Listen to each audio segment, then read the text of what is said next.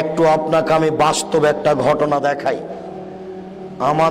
আমি ঘটনা বলি না, তবু এই কথাটা আমার মনে পড়ে, আমার বাস্তব জীবনের ঘটনা। আমি চাঁপাইনবাবগঞ্জ নাচল মাদ্রাসার ছাত্র। 1976 সালে পড়া আমার শুরু। 82 সাল পর্যন্ত ওখানে পড়েছি।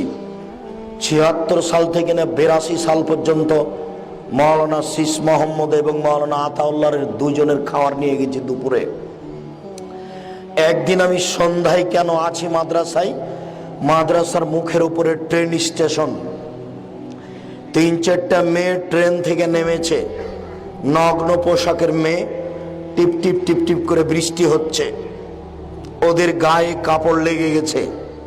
মাওলানা শীষ মোহাম্মদ অজু করে দাঁড়াচ্ছিলেন, এই সময়ে তারা বারান্দায় এসে উঠেছে। তিনি বারান্দায় অজু করছিলেন, আমি পাশে দাঁড়িয়েছিলাম। আমি পানি দিয়েছি, তিনি অজু করছেন, আমি দাঁড়িয়ে আছি। ইতিমধ্যে মেয়েগুলি বারান্দায় এসে উঠেছে। এমনি তো নগ্ন পোশাকের মেয়ে, তার উপরন্ত ভিজা কাপড়ে গায়ে কাপড় লেগে গেছে। তিনি উঠতেই তার চোখে পড়েছে। তখন তিনি এইভাবে ঘুরে বলছেন, আহারে ইমান আমান খেয়ে ফেলে দিল।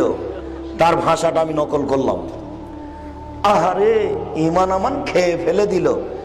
এই কথা বলে তিনি ঘুরে দাঁড়িয়ে ঘরে ঢুকলেন। ইনি মারা যাওয়ার পরে তার কবরটা বন্যায় ডুবে গেছিল। 6 মাস পরে লাশটা পানির উপরে ভেসে উঠেছিল। একবারে মনে হচ্ছে যে টাটকা তাজা মানুষ। পানি শেষ হয়ে গেলে ছেলেরা আমার সরাসরি লাশটা কবরে গিয়েই পড়ে, ছেলেরা আবার মাটি দিয়ে চাপা দিয়ে দেয়। আমি আপনাকে আমার জীবনের একটা বাস্তব ঘটনা নকল করলাম। আমি স্টিল দাঁড়িয়ে আছি, এটা আমার চোখের সামনের ঘটনা নকল করছি। এটা হতে পারে 1979-80 এইরকম হতে পারে।